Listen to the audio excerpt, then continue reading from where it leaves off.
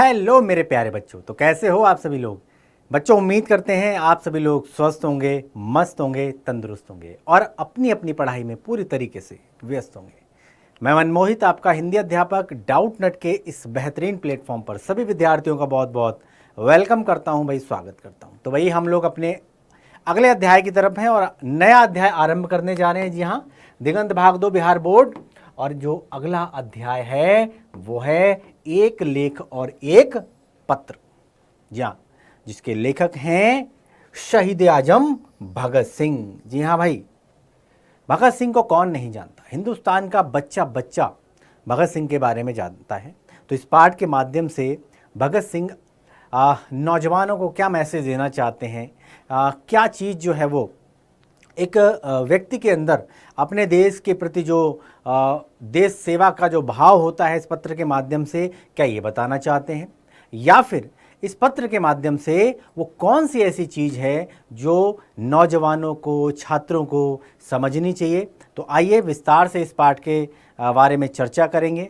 और सबसे पहले नज़र डालते हैं कि भाई अध्ययन क्या करेंगे। तो भाई आज सबसे पहले शहीद आजम भगत सिंह का जीवन परिचय पढ़ेंगे। जी हाँ भाई, पाठ से पहले यानी कि शुरुआत करें इससे पहले आपको पता होना चाहिए लेखक के बारे में।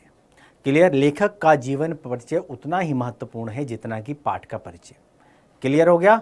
चलो पाठ का सारांश करेंगे, कुछ प्रश्न और उत्तर करेंगे, यानी कि ये जो प्रश्न उत्तर हैं ये होंगे सब्जेक्टिव। क्लियर है। और ये बहुवैकल्पिक प्रश्न यानी कि ऑब्जेक्टिव। क्लियर। तो एक ही लेक्चर में भाई, एक ही क्लास के अंदर हम लोग सारा का सारा टॉपिक कवर करेंगे और भाई पाठ की समाप्ति करेंगे। जी हाँ, तो फटाफट से वीडियो को लाइक करो, शेयर करो भाई, चैनल को कर दो सब्सक्राइब। जी हाँ बच्चों, ताकि भाई ज़्यादा से ज़्यादा लोगों को इसका बेनिफिट मिले। क्लियर हो गया। चलो, और एक काम और करना है कि भाई पेन और कॉपी के साथ लेके बैठना है भाई। मैं जब भी अपनी क्लास की शुरुआत करता हूँ, मैं जब भी कोई वीडियो बनाता हूँ, मैं लोगों को, बच्चों को एक मैसेज जरूर देना चाहता हूँ। और मेरे द्वारा कहे हुए वक्तव्यों से अगर 1% छात्रों ने भी इस आदत को अपने जीवन में डाला तो मैं समझता हूं कि मेरा यहां बोलना सार्थक सिद्ध हो जाएगा। पेन कॉपी के साथ बैठने की एक ऐसी आदत बनाओ, किसी भी वीडियो, कोई भी सब्जेक्ट पढ़ रहे हो आप, ऐसा नहीं केवल हिंदी के लिए बोला जा रहा है, नहीं, कुछ ऐसी आदतें बनाओ कि भैया हमको पेन और कॉपी के साथ बैठना है। क्योंकि अगर कोई चीज़ पढ़ रहे हैं और आपको समझ में आ रही है और उसको तुरंत के तुरंत अगर आप कॉपी में नोट डाउन कर रहे हो तो कॉपी पे नोट डाउन करने से आपके बन जाते हैं शॉर्ट नोट। ये शॉर्ट नोट्स आपके परीक्षा में बड़े काम आते हैं। लिखने से स्पीड बनती है, लिखने से सुंदरता आती है लिखावट में। क्लियर हो गया। और ये जो स्पीड है ना, इसका ही सारा खेल है। एक बच्चा 2 घंटे, 2.5 घंटे, 3 घंटे के अंदर अंदर सारे के सारे प्रश्नों का हल कर लेता है समय से पहले, और एक बच्चा 2-2 क्वेश्चन छोड़कर आता है। इस डिफरेंस कहाँ है? ये डिफरेंस है स्पीड का ना होना। क्लियर है, स्पीड के वजह से। और ये डिफरेंस ही आपको नंबर में भी डिफरेंस दिलाता है। जो आप कहते हो कि जो 95 आएंगे, 95 प्लस आएंगे, और 2 क्वेश्चन छोड़ के आओगे, कहाँ से 95 प्लस लाओगे? आगे जाके बड़ी क्लास में जाओगे, बड़ी कंपटीशन की तैयारी करोगे, है ना, आईपीएस का सपना देख रहे हो और लिखने में आप जो है आर्कस आता है, आपको गुरेज करते हो, तो भाई भूल जाओ अपने सपने को। क्लियर। तो कल को आपको कोई समस्या ना आए, किसी भी प्रॉब्लम से निजात पाने के लिए आज और अभी इसी वक्त आपको ये आदत बनानी पड़ेगी। क्लियर। उन बच्चों के लिए खास तौर से जो कहते हैं हमें याद नहीं होता, या फिर जिनको याद होता है और बहुत जल्दी भूल जाते हैं, लिखकर याद करो। ऐसा याद होगा कि भाई आपके इंटरनल मेमोरी में हमेशा के लिए सेव हो जाएगा, जैसे हम कंप्यूटर में कोई फाइल सेव करते हैं। क्लियर हो गया। और जब हमें इसकी आवश्यकता होती है तब हम उस फाइल को ओपन कर लेते हैं। तो कुछ इसी तरीके से इम्पैक्ट पड़ता है लिखकर याद करने का। क्लियर हो गया, बात समझ में आ गई। जीवन में आप कभी नहीं भूलते उसको। चलो भाई आगे बढ़े। चलो जी, कर देते हैं शुरुआत सबसे पहले जीवन परिचय से। तो शहीद आजम भगत सिंह के बारे में बात करें तो भाई स्वतंत्रता संग्राम के अंदर कुछ ऐसे रणबांकुरे थे, ऐसे आज़ादी के मतवाले थे जिनको अपनी जान की परवाह नहीं थी। वो कहते थे कि सब कुछ इस देश पर न्यौछावर हो जाएं। क्लियर। वो प्राणों को तो ऐसे समझते थे, हथेली पे लेकर घूमते थे, बस किसी न किसी तरह हमारे इस देश को आज़ादी मिले। क्लियर है। हो सकता है तरीका गलत हो सकता है आपके समझ में ना आए, हो सकता है मतभेद हो, मनभेद हो, लेकिन अपने अपने लेवल पर हर कोई व्यक्ति जतन कर रहा था। हो सकता है कि मत जो हैं एक दूसरे से भिन्न हो, लेकिन हर कोई व्यक्ति एक ही दिशा में चल रहा था और वो था आज़ादी। क्लियर है। और जिसमें से भगत सिंह भी उन नौजवानों में गिने जाते हैं जो आज़ादी के मतवाले थे, और बहुत ही छोटी उम्र में उन्होंने ऐसा काम करके दिखाया जो आज हम उन्हें किताबों में याद करते हैं। क्लियर। चलो भाई, भारतीय स्वतंत्रता संग्राम में महत्वपूर्ण योगदान देने वाले अमर शहीद भगत सिंह, जिन्हें हम शहीद आजम भी कहते हैं, वह इनका जन्म 28 सितंबर 1907 को हुआ था। ये वर्ष याद रखना, ये हर नौजवान व्यक्ति के जो खून में कहते नहीं उबाल, अगर किसी को लगता है कि हम कुछ नहीं कर सकते, है ना, हमारे पास साधन नहीं है, संसाधन नहीं है, हमारे पास ताकत नहीं है, क्लियर, तो शहीद आजम भगत सिंह को याद कर लेना, आपके खून में उबाल आ जाएगा। क्लियर है। और वो खून ही क्या जिसमें उबालना है, नौजवानों के खून में। क्लियर। तो 28 सितंबर को भाई 1907 को इनका जन्म हुआ, और भाई वर्तमान लायलपुर यानी कि पाकिस्तान के अंदर है। क्लियर हो गया भाई। इनका जो पैतृक गांव है वो खटकड़ कलां, जहां पंजाब में स्थित है, और इनकी माता का नाम था विद्यावती और पिता का नाम था सरदार किशन सिंह। क्लियर हो गया। इनके पिता का नाम क्या था? सरदार किशन सिंह, और माता थी इनकी विद्यावती। भाई इनका जो संपूर्ण परिवार है स्वाधीनता संग्राम में शामिल था। क्या पिता, क्या माता, क्या भाई, क्या, कहने का मतलब पूरा घर कुनबा जो था वो भारत की स्वतंत्रता संग्राम के अंदर अपने अपने तरीके से योगदान दे रहा था। क्लियर है। तो भगत सिंह कहाँ पीछे रह जाते? कहते नहीं है कि बच्चा जब छोटा होता है तभी पता चल जाता है कि भैया ये बड़े होके क्या। कहते नहीं है कि एक बार जब है ये खेतों के अंदर जो कहते नहीं है कि भाई इनके पिता थे जो अपने दोस्त के पास जो है इनको लेकर जाते हैं, तो वो दोस्त कहते हैं कि भाई भगत ये क्या कर रहे हो यार तुम, है ना, तो ये कहते हैं कि मैं बंदूकें बो रहा हूँ। सोचिए एक छोटे से अबोध बालक के अंदर, क्योंकि भाई जाहिर सी बात है, तो एक छोटे से बच्चे के मुंह से ये जो कहावत जब उन्होंने सुनी तो उनको ही समझ में आ गया ये बच्चा आगे चलकर नाम कमाएगा और नाम रोशन करेगा। क्लियर। चलो भाई, इनका जो संपूर्ण परिवार था स्वाधीनता संग्राम में शामिल रहा है, और इनके पिता और चाचा अजीत सिंह लाला लाजपत राय के सहयोगी थे। लाला लाजपत राय के साथ रहा करते थे, उनके सहयोगी थे। बढ़ चढ़कर देश की आज़ादी में इन्होंने भाग लिया। चाचा और पिता और अजीत सिंह को देश से बाहर निकाल दिया गया था, इसको बोलते हैं देश निकाला। क्लियर है। देश से बाहर निकाल दिया था इनकी गतिविधियों के कारण, और इसीलिए वे विदेश जाकर मुक्ति संग्राम का इन्होंने संचालन किया। लेकिन कहते हैं ना, जब किसी को लगन लग जाती है तो क्या देश और क्या विदेश, वहाँ पर भी इन्होंने इसी तरीके की एक्टिविटी जारी रखी। मुक्ति संग्राम का यहाँ पे संचालन किया। भगत सिंह के छोटे चाचा सरदार स्वर्ण सिंह भी जेल गए, जेल से इनका पुराना नाता रहा है।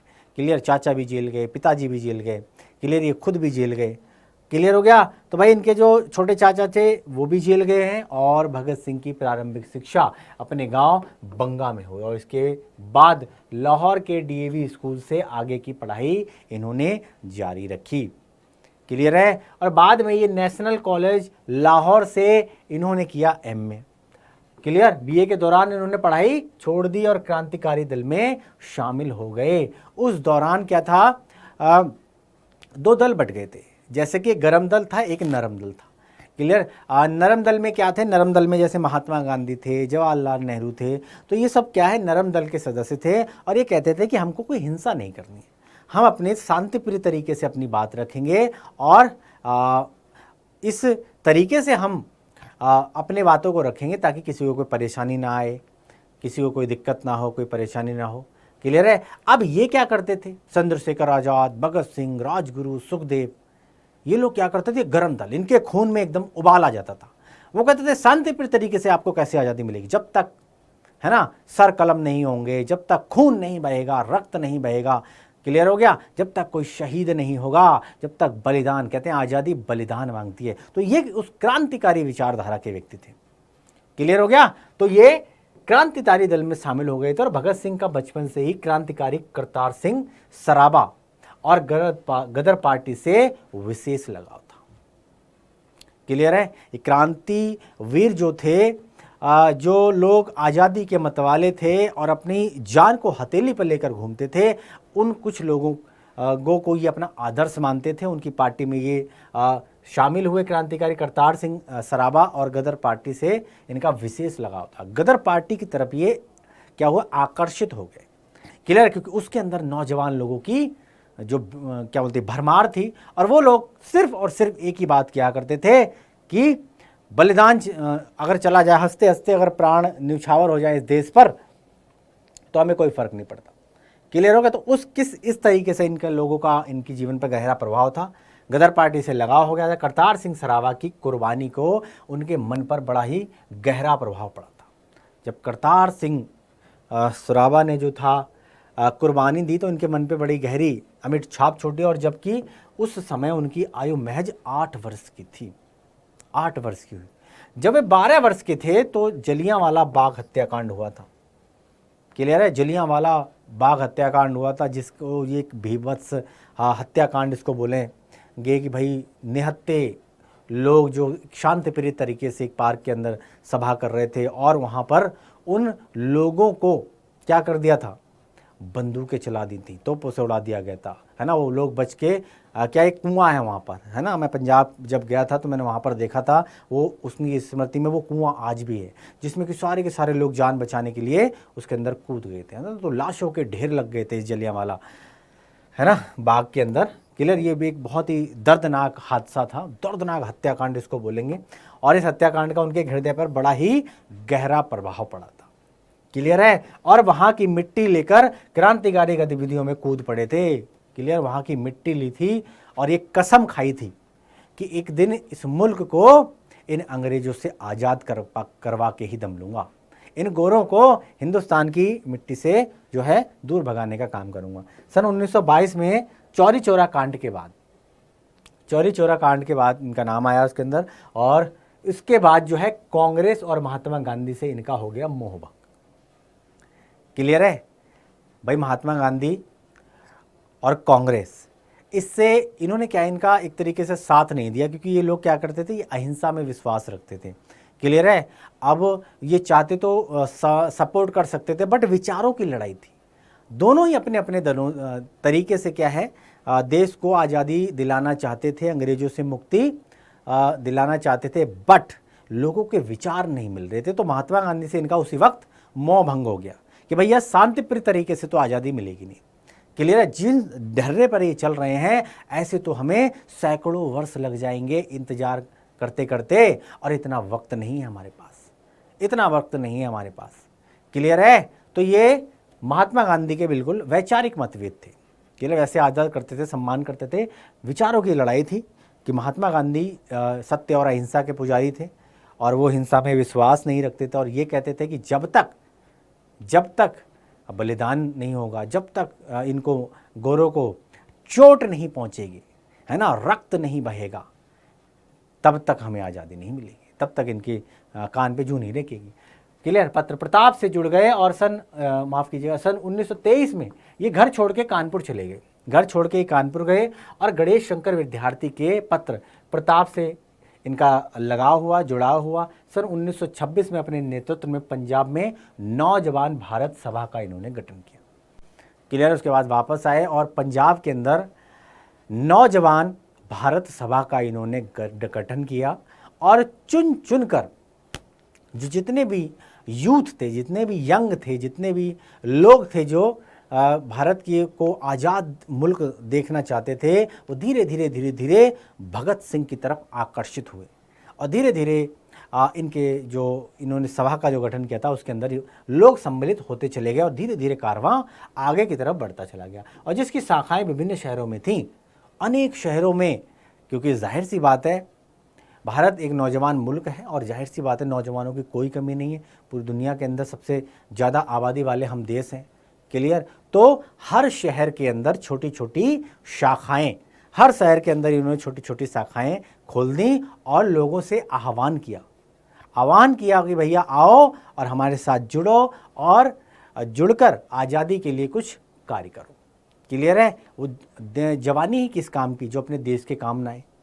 तो कुछ इसी तरीके का इनकी सोच से लोग प्रभावित हुए और इनके साथ जुड़ते हुए चले गए। अनेक शाखाओं को इन्होंने अनेक शहरों में गठन किया और सन 1928 से 31 तक चंद्रशेखर आज़ाद के साथ मिलकर हिंदुस्तान समाजवादी प्रजातांत्रिक संघ का इन्होंने गठन किया। चंद्रशेखर आज़ाद के संपर्क में आए तो कहते नहीं है एक और एक दो नहीं, और एक मिलकर हो गए 11, है ना। कुछ इसी तरीके से उस वक्त चंद्रशेखर आज़ाद, भगत सिंह, राजगुरु, सुखदेव, ऐसे नौजवानों का जो है इनके विचार जो है वो मिलते गए और धीरे धीरे कारवां आगे बढ़ता चला गया। क्रांतिकारी आंदोलन को बड़े स्तर पर प्रारंभ कर दिया इन्होंने। क्लियर है? और फिर ये अंग्रेजों की नज़र में आ गए कि भाई अगर इनको नहीं रोका गया तो ये देश के अंदर एक अलग ही तरीके का, एक तरफ देश जो था, देश के जो वैचारिक लोग थे, जो लोग थे, दो हिस्सों में बट गए थे। एक भगत सिंह को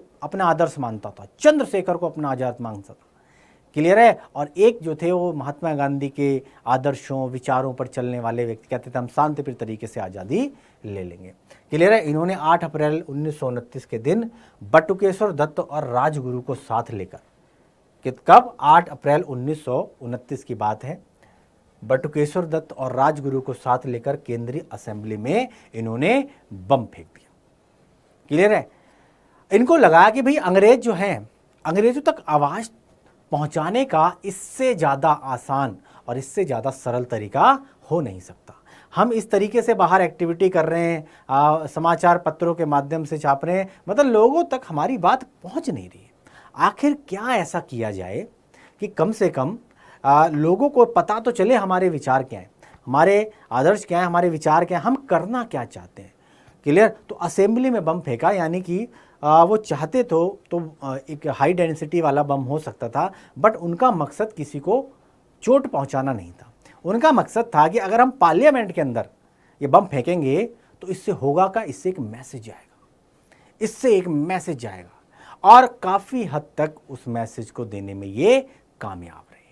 क्लियर हो गया? बम फेंकने के बाद ये भाग सकते थे, बचने का बड़ा चांस था, पूरा चांस था, बट ये भागे नहीं। इन्होंने वहीं इनकलाब जिंदाबाद के नारे लगाए और अपनी गिरफ्तारी दी। क्लियर है? क्लियर हो गया? असेंबली में बम खेलता, गिरफ्तार हो गए, खुद ही गिरफ्तार हुए। क्लियर हो गया? स्वाधीनता सेनानियों के घर में जन्म लेने के कारण बचपन से ही इनके मन में देश की स्वतंत्रता के लिए मर मिटने का जज्बा था। क्लियर है? जब घर के अंदर पहले से ही स्वतंत्रता संग्राम के जो हैं हीरो रहे हों, पापा, पिताजी हों, चाचा जी हों, छोटे चाचा हों, क्लियर है, तो जाहिर सी बात है खून में क्रांति बसी हुई थी। क्लियर है? मर मिटने का जज्बा था इनके भीतर, संकल्प, त्याग, कर्म आदि की अमोघ शक्ति थी, और महज 23 वर्षों में ही वे राष्ट्रीयता, देशभक्ति, क्रांति और युवा शक्ति के प्रतीक बन गए थे। 23 साल का नौजवान व्यक्ति हिंदुस्तान अपने सीने में समाये हुए, राष्ट्रीयता की भावना है, क्रांति का जज्बा लिए हुए, और भारत के स्वाधीनता संग्राम के अंदर कूद पड़ा, और धीरे धीरे नौजवानों में क्या है, अलग जगा रहा है, आज़ादी की अलग जगा रहा है। ये युवाओं के प्रेरणा शक्ति बन गए थे, शक्ति बन गए थे, युवा शक्ति के प्रतीक बन गए थे। धीरे धीरे इनकी जो पॉपुलैरिटी थी वो पूरे हिंदुस्तान के अंदर जो है फैल गई थी, बहुत छोटी सी उम्र के अंदर। भारत माँ के इस महान सपूत को अनेक कष्टों के बाद 23 मार्च 1931, ये याद रखना ये डेट, 23 मार्च 1931 के दिन शाम 7:33 पे लाहौर षड्यंत्र केस में फांसी पर चढ़ा दिया गया। और हंसते हंसते, कहते नहीं है जब मौत निकट आती है तो व्यक्ति को दहशत होती है, डर होता है, अजीब तरीके का माहौल होता है, लेकिन कहते हैं इन्होंने हंसते हंसते फांसी के फंदे को अपने हाथों से अपने गले लगाया। क्लियर है? तो ऐसे थे भगत सिंह। भगत सिंह कोई साहित्यकार नहीं थे, इन्होंने काफ़ी लिखा है और इनकी प्रमुख रचनाएं निम्नलिखित हैं जो अभी मैं आपको आगे बताऊंगा। ये कोई साहित्यकार नहीं थे, कोई लेखक नहीं थे। क्लियर है? फिर भी उन्होंने बहुत सारी रचनाएं की हैं जो इस प्रकार हैं, जैसे कि पंजाब की भाषा तथा लिपि की समस्या। पंजाब की भाषा तथा लिपि की समस्या, ये हिंदी में 1924 में लिखी गई। क्या है ये? विश्व प्रेम यानी मतवाला में 1924 में ये प्रकाशित लेख था, विश्व प्रेम। युवक मतवाला में 1924 में प्रकाशित हिंदी लेख था। एक युवक के नाम थे और एक था विश्व प्रेम। क्लियर हो गया? मैं नास्तिक क्यों? ये 1939 और से 31 के बीच में मैं नास्तिक क्यों हूं? क्लियर हो गया? अछूत समस्या, इसके बारे में भी उन्होंने लिखा विद्यार्थी और राजनीति। एक विद्यार्थी के क्या कर्तव्य होने चाहिए, एक विद्यार्थी के अंदर क्या गुण होने चाहिए और विद्यार्थी को राजनीति में क्यों आना चाहिए, इसके ऊपर भी उन्होंने किताब लिखी। सत्याग्रह और हड़तालें, बम का दर्शन, भारतीय क्रांति का आदर्श आदि इन्होंने लेख लिखे और इस लेखों के माध्यम से पत्रों पत्रिकाओं में इनके जब लेख छपे, प्रकाशन हुआ इनका, तो लोगों को पता चला कि भाई भगत सिंह भी एक ऐसा क्रांतिकारी हमारे देश में जन्मा। लोगों को इनके बारे में पता हुआ, लोग धीरे धीरे इनके विचारों से सहमत होते चले गए और ये कारवां धीरे धीरे आगे बढ़ता चला गया। क्लियर? टिप्पणियां एवं पत्र जो विभिन्न प्रकाशकों द्वारा भगत सिंह के दस्तावेज के रूप में प्रकाशित हैं। शशिचंद्र नाथ सान्याल की पुस्तक बंदी जीवन और डॉन ब्रीन की आत्मकथा का अनुवाद इत्यादि भी इन्होंने किया है। ठीक है भाई, चलो भाई आगे बढ़े। चलो, तो ये है भगत सिंह का जीवन परिचय। एक छोटी सी उम्र में उन्होंने वो सब कुछ कर दिखाया जो बड़े से बड़ा क्रांतिकारी भी जो नहीं कर पाया।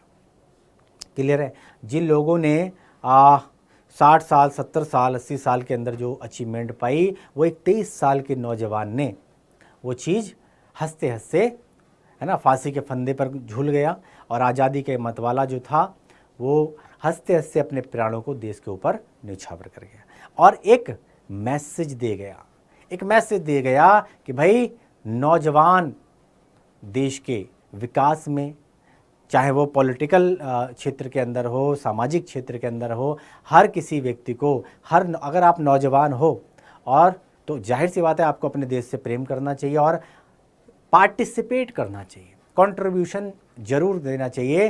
तो ये छात्रों के लिए बड़ा मैसेज है कि लोग कहते हैं हम क्या कर सकते हैं, है ना, हमारा तो इंटरेस्ट नहीं है। क्लियर? हम क्या करें? आप बहुत कुछ कर सकते हो, आप करने की इच्छा शक्ति तो लाओ। क्लियर है? तो एक मैसेज है, शानदार मैसेज है युवा शक्ति के लिए, युवा जोश के लिए, इस नौजवान क्रांतिकारी के जीवन के माध्यम से। चलो अब चलते हैं पाठ के सारांश पर। अब पाठ के सारांश पर चलते हैं। पाठ आखिर कह क्या रहा है, किस संदर्भ में है, इस पाठ से आपको क्या प्रेरणा लेनी चाहिए और इस पाठ के माध्यम से भगत सिंह ने किस तरीके से अपने विचारों को यहाँ पर प्रस्तुत किया है। तो भगत सिंह महान क्रांतिकारी और स्वतंत्रता सेनानी और महान विचारक थे। क्लियर है? भगत सिंह जी थे, ये विद्यार्थी और राजनीति के माध्यम से बताते हैं कि विद्यार्थी को पढ़ने के साथ ही राजनीति में भी दिलचस्पी लेनी चाहिए। ठीक है, एक छात्र का जो धर्म होता है कि भी पढ़ाई लिखाई अच्छी बात है, पढ़ना लिखना बहुत ज़रूरी है। पढ़ने लिखने से क्या होता है, आपका माइंड जो होता है वो खुलता है, आपको अच्छे और बुरे का बोध होता है। लेकिन कहते हैं कि केवल पढ़ाई ज़रूरी नहीं है, पढ़ाई के साथ साथ आप छात्रों को राजनीति में भी आना चाहिए। क्लियर हो गया? बात समझ में आ गई? क्योंकि एक छात्र ही है जो इस देश के विकास में अपने विचारों के माध्यम से, अपने लेखों के माध्यम से जो है एक नई तरीके का ऊर्जा का संचार कर सकता है, सामाजिक चेतना जगा सकता है, इसके विकास में, देश के विकास में, उन्नति में अपना योगदान दे सकता है। तो छात्रों को राजनीति में आना ही चाहिए। आपने देखा होगा जैसे कि आपने देखा होगा दिल्ली यूनिवर्सिटी, दिल्ली विश्वविद्यालय, JNU, आपने क्या होगा अलग अलग छात्र संगठन भी बना दिए और बहुत से राजनेता ऐसे हैं जिनकी शुरुआत छात्र जीवन से हुई है। छात्र जीवन से इनकी शुरुआत हुई और धीरे धीरे उन्होंने राजनीतिक क्षेत्र में अपनी अलग पहचान बनाई और आज धूमकेतु की तरह जो है वो राजनीति के पटल पर छाए हुए। क्लियर? तो छात्र को राजनीति में भी दिलचस्पी लेनी चाहिए, वरना लोग क्या कहते हैं, अरे हम क्या करेंगे। क्लियर है। आप ठीक है, आप आईआईटी करो, आप ठीक है, आप डॉक्टर बनो, आप इंजीनियर बनो, लेकिन आपको इंटरेस्ट तो लेना पड़ेगा, राजनीति के बारे में सोच विचार तो करना पड़ेगा। अगर आप नहीं करोगे तो क्या होगा, ऐसे लोग जो सक्षम नहीं है, जो पढ़े लिखे नहीं है, ऐसे लोग राजनीति में एंटर करेंगे और आपके ऊपर राज करेंगे। और ऐसा हो रहा है, और ऐसा हो रहा है। एक पढ़ा लिखा नौजवान व्यक्ति, छात्र कह रहा है कि हमें राजनीति में कोई इंटरेस्ट नहीं है, राजनीति बहुत ही गंदी है, राजनीति में अगर घुसोगे तो ये लगा लो कि आप गंदी नाली के अंदर पैर रख रहे हो। अरे भैया, स्वच्छ राजनीति स्टार्टिंग तो आप ही करोगे। तो छात्रों के लिए मैसेज है कि भैया, जब तक आप उस गंदी राजनीति के अंदर पैर नहीं रखोगे, तब तक ये राजनीति साफ कैसे होगी। क्लियर है। तो राजनीति में छात्रों को दिलचस्पी लेनी चाहिए, और यदि कोई इसे मना कर रहा है तो समझना चाहिए कि यह राजनीति के पीछे घोर षड्यंत्र है। क्लियर है। क्योंकि विद्यार्थी युवा होते हैं, उन्हीं के हाथ में देश की बागडोर है। ये बिल्कुल 100% 100% सत्य है ना। देश के युवा कंधों पर बहुत बड़ा उत्तरदायित्व होता है, और इस उत्तरदायित्व का सही तरीके से निर्वाह करना चाहिए एक विद्यार्थी को, एक युवा को, क्योंकि इनके हाथों में होती है देश की बागडोर। क्लियर। अगर आप नहीं चेतोगे, अगर आप नहीं जागोगे तो क्या होगा, हमारी उन्नति, हमारे विकास का क्या होगा, देश कैसे आगे तरक्की करेगा। क्लियर हो गया भाई। भगत सिंह व्यावहारिक राजनीति का उदाहरण देते हुए नौजवानों को ये समझाते हैं, क्या समझाते हैं, कि महात्मा गांधी, जवाहरलाल नेहरू और सुभाष चंद्र बोस का स्वागत करना और भाषण सुनना ये व्यावहारिक राजनीति नहीं तो और क्या है। ये नेता आते हैं, है ना, ठीक है, अच्छी बात है, आप इनका स्वागत करते हो, भाषण देते हो और चले जाते हो, ये व्यावहारिक राजनीति नहीं तो और क्या है। क्लियर है। लेकिन इससे भी ऊपर उठकर आपको काम करना पड़ेगा, इससे भी ऊपर आपको काम करना पड़ेगा।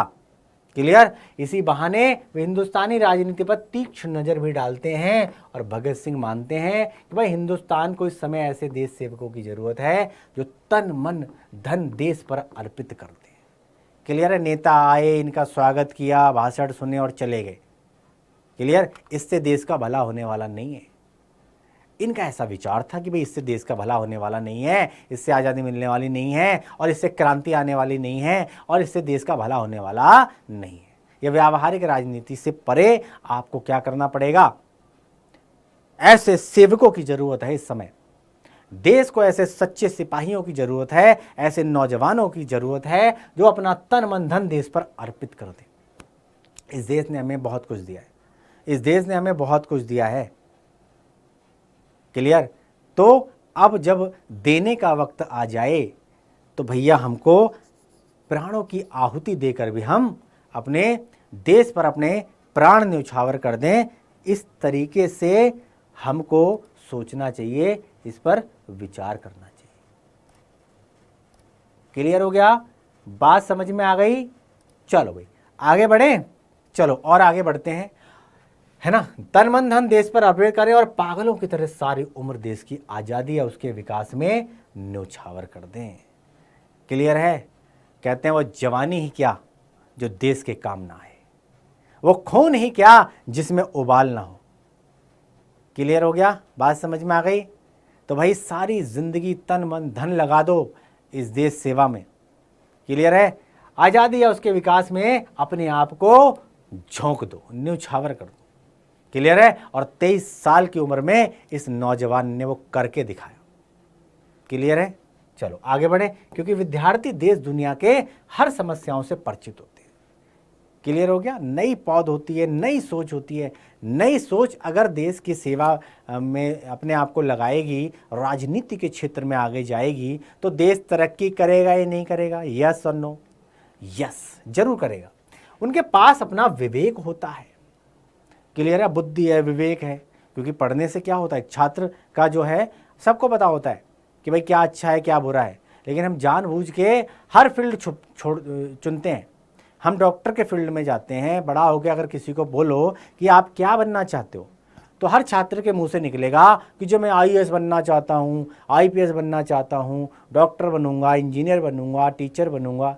लेकिन कोई ये क्यों नहीं कहता कि मैं पॉलिटिशियन बनूंगा, कि मैं राजनीति के क्षेत्र में जाऊंगा, है ना। यही सोच तो बदलनी है, यही सोच तो बदलनी है भाई। वे इन समस्याओं के समाधान में योगदान दे सकते हैं। राजनीति के क्षेत्र में आओ, राजनीति के क्षेत्र में आओ, एमएलए बनो, एमपी बनो, देश की विधानसभा में, संसद में अपने आप को लेकर जाओ और अपने एरिया का, अपने क्षेत्र का, अपने देश का, अपने नगर का, अपने शहर का इन समस्याओं को देखो, किसको क्या प्रॉब्लम है, क्या ज़रूरत है। क्लियर है। तो देश की तरक्की में अपना योगदान दो। क्लियर हो गया, बात समझ में आ गई। चलो, अतः विद्यार्थी को पॉलिटिक्स में भी भाग लेना चाहिए। कहते नहीं है कि बिना पॉलिटिक्स में आप सेवा करना चाहते हो, देश सेवा करना चाहते हो, तो राजनीति से अच्छा कोई और दूसरा माध्यम हो नहीं सकता। क्लियर है। राजनीति के क्षेत्र में युवाओं को आना चाहिए और राजनीति के माध्यम से अपने क्षेत्र का, अपने लोगों का, है ना, समस्याओं का समाधान करना चाहिए। क्लियर है। तो हर छात्र को पॉलिटिक्स में भाग लेना चाहिए, ऐसा भगत सिंह जी मानते हैं। क्लियर हो गया। चलो भाई, अब कुछ प्रश्न और उत्तर देख लेते हैं, सब्जेक्टिव प्रश्न।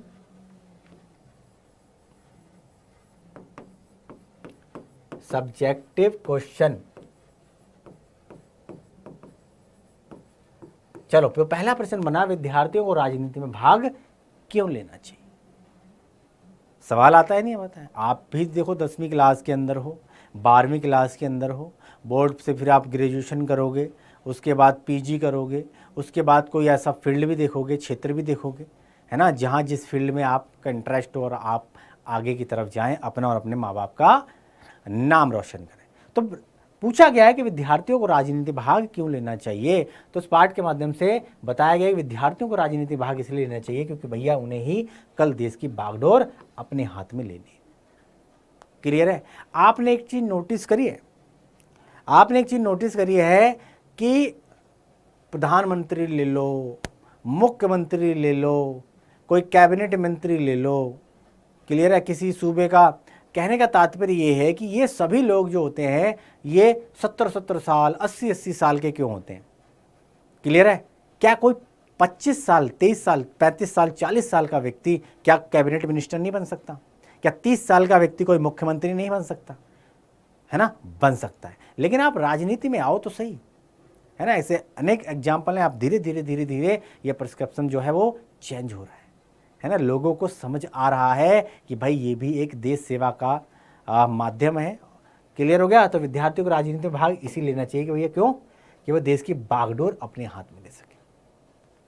और अगर वे आज से ही राजनीति में भाग नहीं लेंगे तो आने वाले समय में देश की भली भांति नहीं संभाल पाएंगे और जिससे देश का विकास होने वाला नहीं है। आप पीछे हट जाओगे तो भाई जाहिर सी बात है, क्योंकि दुनिया का सबसे बड़ा लोकतंत्र है, क्लियर है, जहां पर जनता लोगों के द्वारा लोगों का अपना खुद का प्रतिनिधि चुना जाता है। क्लियर हो गया। तो भाई वही बुजुर्ग आपकी गद्दी पर बैठेंगे, क्लियर, आपके ऊपर राज करेंगे और फिर आप कहोगे जी हमारी सोच मैच नहीं करती है ना, हम जैसा सोचते हैं वैसा ये क्यों नहीं सोचता। अरे वहां आपको बैठना था और आपने क्या किया, आपने उसका बहिष्कार कर दिया।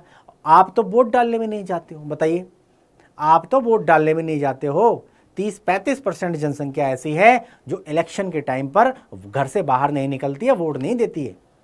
क्लियर, सोचो, धिक्कार है आप पर। आप दुनिया के सबसे लोकतांत्रिक देश के व्यक्ति के, देश के नागरिक हो और आप इस लोकतंत्र के महापर्व में अपना कंट्रीब्यूशन ही नहीं दे रहे हो। और फिर आप कहते हो कि जी इस व्यक्ति ने घोटाला कर दिया, इसने ये कर दिया। घर में बैठ के अखबार पढ़ के और चाय पी के देश की विकास में आप कोई सहयोग नहीं कर सकते हो। सहयोग करना है, खड़े होइए और राजनीति में भाग लीजिए। क्लियर है। कुर्सी सत्ता खुद संभालिए, वरना ये अज्ञानी लोग, अनपढ़ लोग आपके ऊपर बैठेंगे और आपके ऊपर राज करेंगे, और ऐसा हो रहा है। क्लियर है। अगला, भगत सिंह की विद्यार्थियों से क्या अपेक्षाएं। बहुत भारी अपेक्षाएं हैं विद्यार्थियों की। छात्र जो होता है उसका खुद का विवेक होता है, और वो जो छात्र है अगर राजनीति के क्षेत्र में आ जाए तो देश का भला हो सकता है, देश की तरक्की में अपना एक महत्वपूर्ण योगदान दे सकता है। तो भगत सिंह की विद्यार्थियों से बहुत सारी अपेक्षाएं हैं और वे चाहते हैं विद्यार्थी राजनीति तथा देश की परिस्थितियों का ज्ञान प्राप्त करें कि आखिर देश में चल क्या रहा है। क्लियर हो गया? देश की परिस्थितियों से परिचित होना छात्र का एक परम कर्तव्य है। उनके सुधार के उपाय सोचने की योग्यता पैदा करें और वे देश की सेवा में तन मन धन से जुट जाएं और अपने प्राण न्यौछावर करने से भी कभी पीछे न रहें। जब कभी भी आपको लगे कि भैया है ना देश आपके प्राण तक न्यौछावर अगर करने पड़े तो भाई इससे पीछे मत हटना। ये भगत सिंह के अपने विचार हैं, है ना, उस क्रांतिकारी के विचार हैं जिसने हंसते हंसते फांसी के फंदे को अपने गले में डाल दिया, चूम लिया। क्लियर है? आगे बढ़ो। अगला प्रश्न है, भगत सिंह के अनुसार केवल कष्ट सहकर ही देश की सेवा की जा सकती है, इनके जीवन के आधार पर इसको प्रमाणित करें। Pain, no pain no gain. जब तक पेन नहीं लोगे, जब तक दुख नहीं सहोगे, कष्ट नहीं सहोगे, तब तक जीवन में कुछ हासिल नहीं कर पाओगे। क्लियर है? तो भगत सिंह एक ऐसे क्रांतिकारी के रूप में हमारे सामने आते हैं जिनमें देश की आजादी के साथ समाज की उन्नति की प्रबल इच्छा दिखाई देती है। क्लियर हो गया? आजादी का जज्बा तो है, साथ ही साथ समाज की उन्नति की भी प्रबल इच्छा है कि छुआछूत खत्म हो। क्लियर? देश के लोग आगे आए, सामाजिक कार्यों में भी इन्होंने काफ़ी कुछ किया है। उसकी समाज की उन्नति की अभी इनके अंदर प्रबल इच्छा दिखाई देती है। उसकी शुरुआत 12 वर्ष की उम्र में जलियांवाला बाग की मिट्टी लेकर संकल्प के साथ होती है। उस हत्याकांड का इनके ऊपर बड़ा ही गहरा प्रभाव पड़ा और उसकी मिट्टी लेकर अपनी मुट्ठी में इन्होंने कसम खाई थी, है ना, संकल्प लिया था कि एक दिन इस गोरों को देश के से खदेड़ना है। क्लियर है? और इसके बाद 1923 में गणेश शंकर विद्यार्थी के पत्र प्रताप से भगत सिंह ये जानते थे कि समाज में क्रांति लाने के लिए जनता में सबसे पहले राष्ट्रीयता का प्रचार करना चाहिए। राष्ट्रभक्ति जब तक देश के अंदर मन के अंदर नहीं जागेगी तब तक कुछ करने का, देश के लिए करने का जज्बा आपके अंदर नहीं जगेगा। उन्हें एक ऐसे विचारधारा से अवगत कराना होगा जिसकी बुनियाद संभाव समाजवाद पर टिकी हो और जहां शोषण की कोई बात ना हो। क्लियर है? तो राष्ट्रीयता की भावना आपके अंदर पैदा करना पड़ेगा, जागृत करनी पड़ेगी। और इसीलिए उन्होंने लिखा कि समाज में क्रांति विचारों की धार से होगी, विचारों की धार से होगी। वे समाज में गैर बराबरी, भेदभाव, अशिक्षा, अंधविश्वास, गरीबी, अन्याय आदि दुर्गुण एवं अभाव के विरोधी के रूप में खड़े होते दिखाई देंगे और मानवीय व्यवस्था के लिए कष्ट संघर्ष सहते हैं। भगत सिंह समझते हैं कि बिना कष्ट सहकर देश की सेवा नहीं की जा सकती। जब तक कष्ट नहीं सहोगे, जब तक देश कष्ट नहीं सहोगे, तब तक भाई देश की सेवा नहीं कर पाओगे। उन्होंने जो नौजवान सभा बनाई थी उसका देश सेवा द्वारा कष्टों को सहन करना एवं बलिदान करना था। इसके अंदर उन्होंने उन नौजवानों को भर्ती करने की कोशिश करी थी जिनके अंदर राष्ट्रीयता की भावना हो, जिनके अंदर देश भाव की सेवा का जो है जुनून हो। क्लियर हो गया? और बलिदान देने से भी वो लोग पीछे ना हटे। क्रांतिकारी भगत सिंह कहते हैं मानव किसी भी कार्य को उचित मानकर ही करता है। जैसे हमने लेजिस्लेटिव असेंबली में बम फेंकने का कार्य किया। क्लियर? इस पर दिल्ली के सेशन जज ने असेंबली बम केस में भगत सिंह को आजीवन कारावास की सजा सुनाई थी। और कष्ट के संदर्भ में रूसी साहित्य का हवाला देते हुए कहते हैं कि विपत्तियां व्यक्ति को पूर्ण बनाने वाली होती हैं। जब विपत्ति आती है तो वो व्यक्ति को स्ट्रांग करती है। क्या करती है? मजबूत करती है, पूर्ण करती है। हमारे साहित्य में दुख की स्थिति न के बराबर आती है, परंतु रूसी साहित्य के कष्टों और दुखमयी स्थितियों के कारण ही हम उन्हें पसंद करते हैं। खेद है कि भैया कष्ट सहन की उस भावना को अपने भीतर अनुभव नहीं करते। वो कहते हैं जी शांतिप्रिय तरीके से ऐसे तो कई सैकड़ों वर्ष लग जाएंगे। जब तक कष्ट नहीं सहोगे, जब तक बलिदान की भावना नहीं आएगी, तब तक आज़ादी मिलने वाली नहीं है। हमारे जैसे व्यक्तियों को जो प्रत्येक दृष्टि से क्रांतिकारी होने का गर्व करते हैं, सदैव हर प्रकार से उन विपत्तियों, चिंताओं, दुखों और कष्टों को सहन करने के लिए तत्पर रहना चाहिए जिनको हम स्वयं आरंभ कि ये संघर्ष के द्वारा आमंत्रित करते हैं और जिनके कारण हम अपने आप को क्रांतिकारी कहते हैं।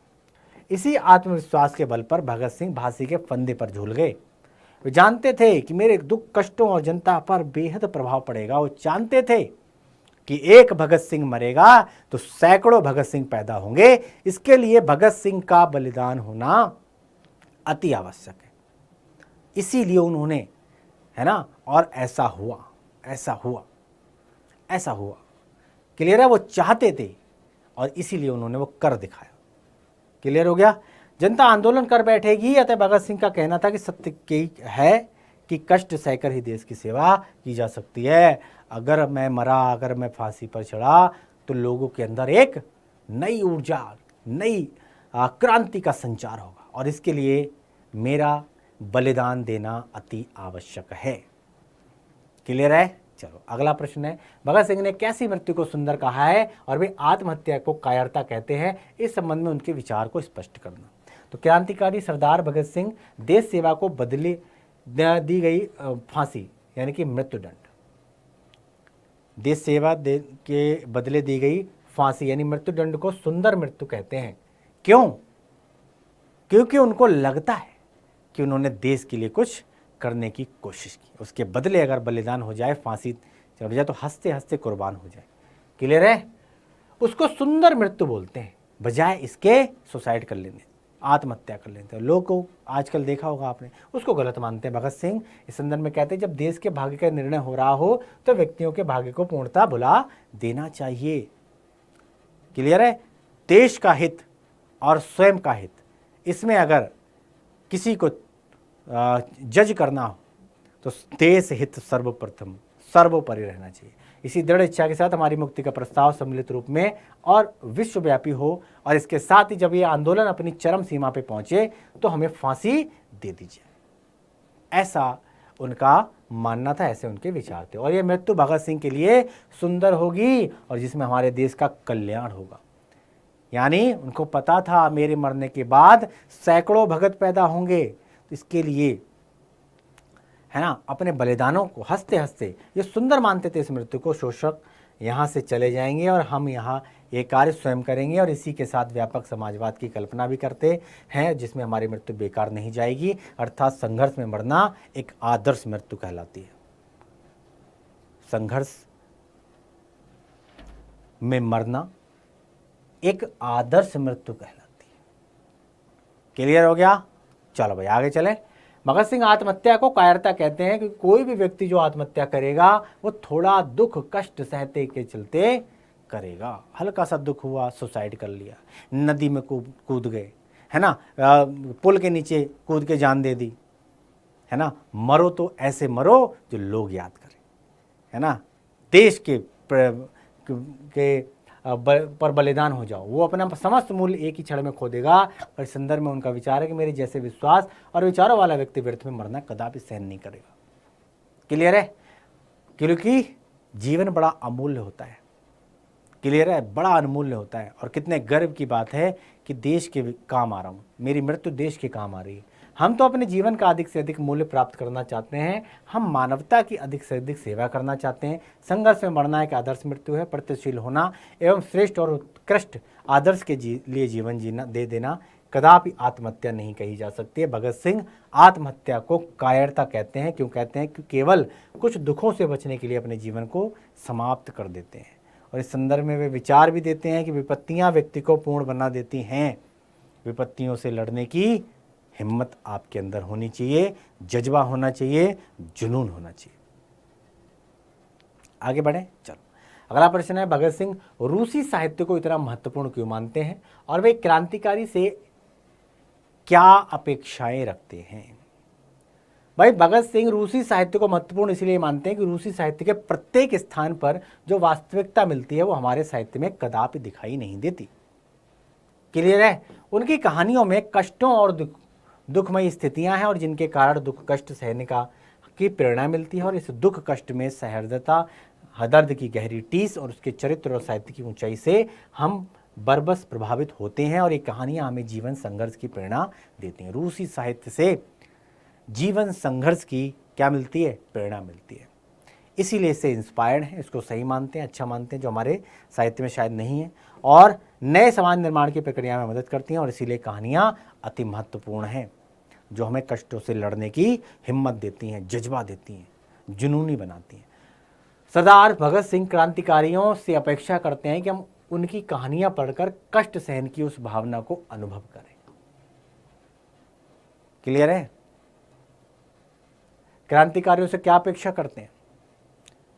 ऐसे इंस्पिरेशनल स्टोरीज पढ़ो, उनसे प्रेरणा लो, जो कष्ट सहकर जो है उनका अनुभव करो, उसके कारणों पर सोचे विचारें। हम जैसे क्रांतिकारियों को सदैव हर प्रकार से उन विपत्तियों, चिंताओं, दुखों और कष्टों को सहन करने के लिए तत्पर रहना चाहिए। और भगत सिंह क्या कहते हैं कि मेरा नज़रिया ये रहा है कि सभी राजनीतिक कार्यकर्ता को ऐसी स्थितियां में उपेक्षा दिखानी चाहिए और उनको जो कठोरतम सजा दी जाए उसे हंसते हंसते बर्दाश्त करना चाहिए। फांसी से बड़ी और कौन सी सजा होगी भाई? क्लियर है?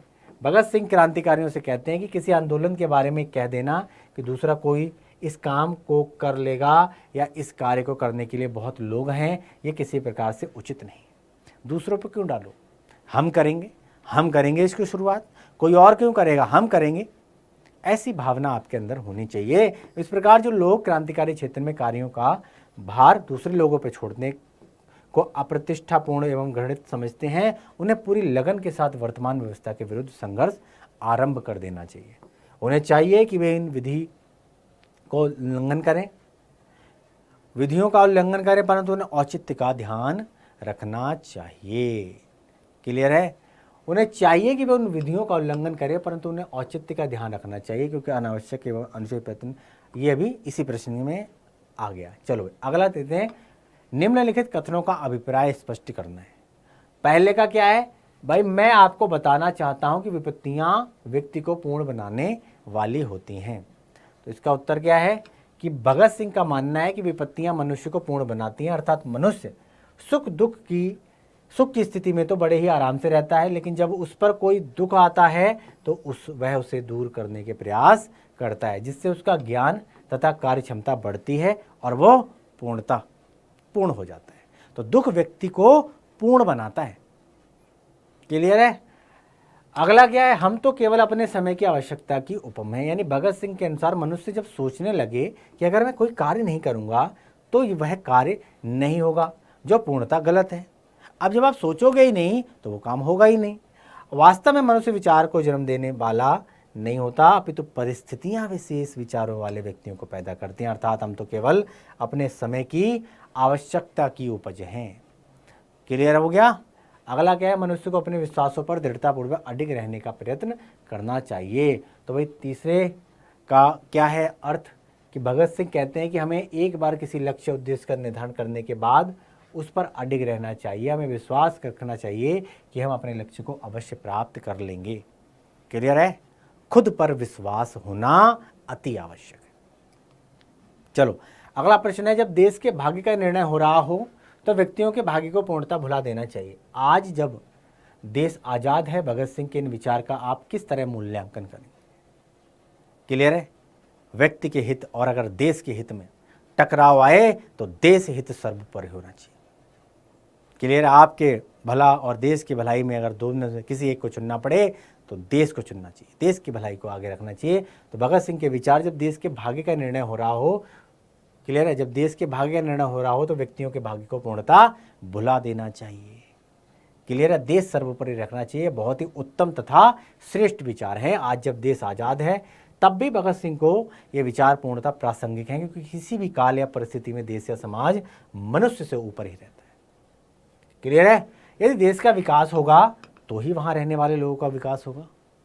यदि देश पर किसी प्रकार की विपत्ति आएगी तो वहाँ के निवासियों को भी कष्टों का सामना करना पड़ेगा। क्लियर? और इसीलिए हमें सदैव अपने से पहले देश की श्रेष्ठता, देश का विकास और देश का मान सम्मान, इसके विषय में सोचना चाहिए और साथ ही इसके लिए निरंतर प्रयासरत रहना चाहिए, प्रयास करना चाहिए। क्लियर है? चलो अगला प्रश्न है, भगत सिंह ने अपनी फांसी के लिए किस समय की इच्छा व्यक्त की थी और वे ऐसा समय क्यों चुनना चाहते थे? भगत सिंह के इसके पर अपनी फांसी के ऊपर क्या विचार थे? तो भगत सिंह ने अपनी फांसी के लिए इच्छा व्यक्त करते हुए कहा था कि जब यह आंदोलन अपनी चरम सीमा पर पहुंचे, मेरे द्वारा जो चिंगारी लगाई गई है, एक आंदोलन का जो रूप लिया गया है, जब ये आंदोलन अपनी उच्चतम सीमा पर पहुंचे, चरम सीमा पर पहुंचे, तो हमें फांसी दे दी जाए, तब हमको फांसी दे दी जाए। और वे ऐसा समय इसीलिए चुनना चाहते थे क्योंकि वे नहीं चाहते थे कि यदि कोई सम्मानपूर्ण या उचित समझौता होना हो तो उन जैसे व्यक्तियों का मामला उसमें कोई रुकावट पैदा करे। क्लियर है? अगला प्रश्न, भगत सिंह के इस पत्र से उनकी गहन वैचारिकता, यथार्थवादी दृष्टि का परिचय मिलता है। पत्र के आधार पर इसकी पुष्टि करनी है। तो महान क्रांति भगत सिंह ने इस पत्र में 3-4 सवालों पर विचार किया। इस पत्र के माध्यम से 3-4 सवालों पर विचार किया गया है, जिनमें आत्महत्या, जेल जाना, कष्ट सहना और मृत्युदंड और रूसी साहित्य। क्लियर है? ये 3-4 सवाल हैं जिन पर जो है विचार किया गया इस पत्र के माध्यम से। तो भगत सिंह आत्महत्या के संबंध में विचार है कि भैया भगत सिंह केवल कुछ दुखों से बचने के लिए अपने जीवन को समाप्त कर लेना मनुष्य की कायरता है। ये कायर व्यक्ति का काम है और एक क्षण में समस्त पुराने अर्जित मूल्य खो देना मूर्खता है। आपका जीवन अमूल्य है, अनमोल है। आप अपने देश के विकास में, अपने समाज के विकास के लिए बहुत कुछ कर सकते हो और थोड़ा सा दुख, थोड़ी तकलीफ क्या आई और आपने आत्महत्या कर ली, जो कि बिल्कुल गलत है। आपके विचार देश के काम आ सकते थे, आप समाज के लिए बहुत काम कर सकते थे, और आप ही इस दुनिया को चले गए छोड़ के। अतः व्यक्ति को संघर्ष करना चाहिए। संघर्ष ही जीवन है, संघर्ष ही जीवन है। दूसरा है जेल जाना। भगत सिंह व्यर्थ नहीं मानते क्योंकि भैया रूस की जारशाही का तख्ता पलट बंदियों का बंदीगृह में कष्ट सहने का कारण बना। अतः यदि आंदोलन को तीव्र करना है तो कष्ट सहन से नहीं डरना चाहिए। जेल चले गए तो चले गए, क्या हो गया, क्या दिक्कत आ गई, कौन सी आफत आ गई? क्लियर है? चलो भाई, देश सेवा के क्रम में क्रांतिकारी को ढेरों कष्ट सहने पड़ते हैं, जेल जाना पड़ता है, उपवास करना पड़ता है, अनेकों दंड। अतः धन भगत सिंह कहते हैं कि हमें कष्ट सहने से नहीं डरना चाहिए क्योंकि विपत्तियां ही व्यक्ति को पूर्ण बनाती हैं। क्लियर हो गया? विपत्ति में इंसान मजबूत होता है। क्लियर है? और जो व्यक्ति विपत्ति में अपने आप को संभाल लेता है वही स्ट्रांग हो जाता है। क्लियर हो गया? मृत्युदंड के बारे में भगत सिंह के विचार है कि वैसी मृत्यु सुंदर होगी जो देश सेवा के संघर्ष के लिए हो, और संघर्ष में मरना एक आदर्श मृत्यु कहलाती है। श्रेष्ठ और उत्कृष्ट आदर्श के लिए दी गई फांसी एक आदर्श सुंदर मृत्यु है। अतः क्रांतिकारी को हंसते हंसते फांसी का फंदा डाल लेना चाहिए। क्लियर? रूसी साहित्य में वर्णित कष्ट, दुख, सहन शक्ति पर फिदा है भगत सिंह, इंस्पायर्ड है। क्लियर हो गया? रूसी साहित्य में कष्ट सहन की जो भावना है उसे हम अनुभव नहीं करते, हम उनके उन्माद और चरित्र की असाधारण ऊंचाइयों के प्रशंसक, परंतु इसके कारणों पर सोच विचार करने की चिंता कभी नहीं करते। अतः भगत सिंह का विचार है केवल विपत्तियां सहन करने के लिए साहित्य के उल्लेखने से नहीं, सहृदयता, गहरी टीस और उसके चरित्र और साहित्य में ऊंचाई उत्पन्न होना अति आवश्यक है। और इसी प्रकार हम पाते हैं भगत सिंह की वैचारिकता सीधे यथार्थ के धरातल पर टिकी हुई है, आजीवन संघर्ष का संदेश देती है। जीवन संघर्ष का नाम है। संघर्षों से कभी पीछे नहीं हटना चाहिए। संघर्ष ही आपको जीवन में अच्छे मुकाम पर पहुंचाता है। क्लियर? चलो, अब ऑब्जेक्टिव प्रश्न, जैसे भगत सिंह का जन्म कब हुआ? तो 28 सितंबर 1907 को पैदा हुए थे भगत सिंह। अगला है 1941 में भगत सिंह किस पार्टी की ओर आकर्षित हुए थे? तो भैया गदर पार्टी से जो है, क्योंकि नौजवान, देश सेवा, जुनून, ओजस्वी, तेजस्वी, इस तरीके के नौजवानों की भरमार थी। गदर पार्टी के अंदर ऐसे नौजवान भरे पड़े थे, गदर पार्टी से ही इंस्पायर्ड हुए, है ना, इसकी तरफ आकर्षित हुए। यहीं से देश सेवा का जज्बा इनके अंदर पैदा हुआ। भगत सिंह सदैव किसका चित्र पॉकेट में रखते थे? तो भैया करतार सिंह सराया जी का चित्र जो थे, है ना, महान क्रांतिकारी, इनसे बड़े इंस्पायर्ड थे। इनका फोटो सदैव अपने पत्र के पॉकेट के अंदर रखते थे, जेब में। भगत सिंह किस उम्र में क्रांतिकारी गतिविधियों में सक्रिय हुए? तो भाई 12 वर्ष की उम्र में क्रांतिकारी गतिविधियों में अपने आप को सक्रिय कर लिया इन्होंने। भगत सिंह की नौजवान सभा की शाखाएं कहाँ कहाँ थीं? हर शहर, हर गांव के अंदर, अनेक शहरों में इन्होंने वो इन शाखाओं को स्थापित किया और इनका लक्ष्य था क्या था कि देश के कोने कोने से नौजवान इसके अंदर सम्मिलित हों और नौजवान वो कर सकते हैं जो शायद बुजुर्ग या फिर ज़्यादा एज के लोग ना कर सके, तो क्योंकि नया खून होता है, छात्र वो कर सकते हैं। क्लियर हो गया? तो नौजवानों को भाई इससे के साथ जोड़ना था। क्लियर होगा, इसीलिए इसका सभा का गठन किया गया था। चले भाई, तो धन्यवाद, थैंक यू वेरी मच। आज इसी के साथ हमारे इस पार्ट की समाप्ति होती है। मिलते हैं फिर से एक नए अध्याय के साथ, एक नई एनर्जी के साथ। तब तक भाई मुझे दो इजाज़त और आप बने रहो डाउटनेट के साथ। नमस्कार, जय हिंद।